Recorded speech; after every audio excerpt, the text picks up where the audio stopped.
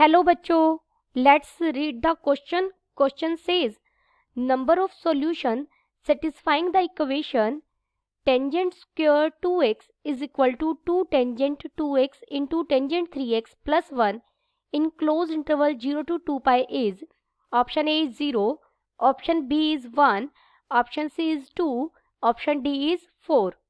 First we see the key concept. हमारा cos theta अगर cos alpha के equal हो तो थीटा किसके इक्वल होगा? जनरल सॉल्यूशन क्या हो जाएगा? 2n pi plus minus alpha where n belongs to z, यानी n क्या हो? इंटीजर हो. यहाँ हम एक फॉर्मूला भी यूज करेंगे, tangent a minus B is equal to tangent a minus tangent b divided by 1 plus tangent A into tangent B. Given equation is, हमें इक्वेशन क्या दी गई है? Tangent square 2x is equal to 2 tangent 2x into tangent 3x plus 1. यहाँ देखिए 2 tangent 2x into 3x को मैं लिख सकती हूँ tangent 2x into tangent 3x plus tangent 2x into tangent 3x. मैंने इसको स्प्लिट कर लिया प्लस 1.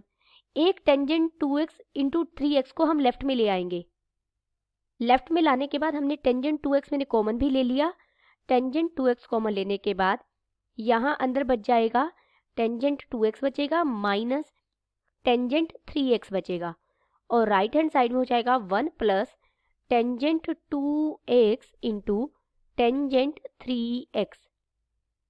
अब इस पूरे को इधर डिनोमिनेटर लेफ्ट हैंड साइड में डिनोमिनेटर में ले आओ. दिस इंप्लाइज, तो ये बन जाएगा tangent 2x into tangent 2x minus tangent 3x divided by 1 plus tangent 2x into tangent 3x और इधर क्या बच जाएगा 1, क्योंकि हम डिनोमिनेटर में लाए हैं. अगर आप सब्ट्रैक्शन में लाते तो क्या बनता? 0 बचता. ये हमारा फॉर्मूला बन गया टेंजेंट a माइनस बी का. तो टेंजेंट 2x इंटू टेंजेंट ये बन जाएगा 2x minus 3x is equal to 1. This implies, इसे मैं लिख सकती हूँ tangent 2x, tangent minus x होगा, माइनस बाहर लेंगे तो ये टेंजेंट x हो जाएगा, मतलब इज इक्वल टू 1. ये हमारे पास प्रॉपर्टी होती है tangent of minus theta is equal to minus tangent theta. This implies, यहाँ से हम इसे कन्वर्ट करेंगे तो ये बन जाएगा minus of sine 2x by cos 2x into sine x by cos x is equal to 1. This implies, यहाँ से मिलेगा हमें minus sine 2x into sine x is equal to cos 2x into cos x. This implies, इसे मैं लिख सकती हूँ cos 2x into cos x plus sine 2x into sine x is equal to 0. ये फिर एक अगेन फॉर्मूला बन गया कोस A cos B plus sine A sine B किसके इक्वल होता है? कोस ए माइनस बी के, यानी cos 2x minus x is equal to 0. This implies cos x is equal to cos pi by 2. General solution लिखेंगे तो x हो जाएगा 2n pi plus minus pi by 2 where n belongs to z. अब हमें interval क्या लेना है? But x कहाँ से कहाँ तक होना चाहिए? x belongs to close interval 0 to 2 pi. तो 0 से 2 पाई के बीच में हम देखेंगे क्या वैल्यूज मिलेगी. जब आप n को 0 रखेंगे तो x मिलेगा प्लस माइनस पाई बाय 2, लेकिन हमें सिर्फ पाई बाय 2 लेंगे क्योंकि 0 से राइट में बात करनी है. जब आपने n को क्या रखा? 0. जब हम n को 1 रखेंगे तो n को 1 रखने 2 पाई प्लस, तो 2 पाई से राइट चला गया, हमें 2 पाई के लेफ्ट में रहना है तो 2 पाई माइनस ले रही हूँ मैं, तो x हमारा काम करेगा 2 पाई माइनस पाई बाय 2. ये हो जाएगा 3π/2। तो x की हमें 2 वैल्यूज मिली। इसके बाद आप जो भी वैल्यूज लेंगे वो 2π की रेंज से बाहर चली जाएगी, आगे हो जाएगी। x is equal to π/2, 3π/2।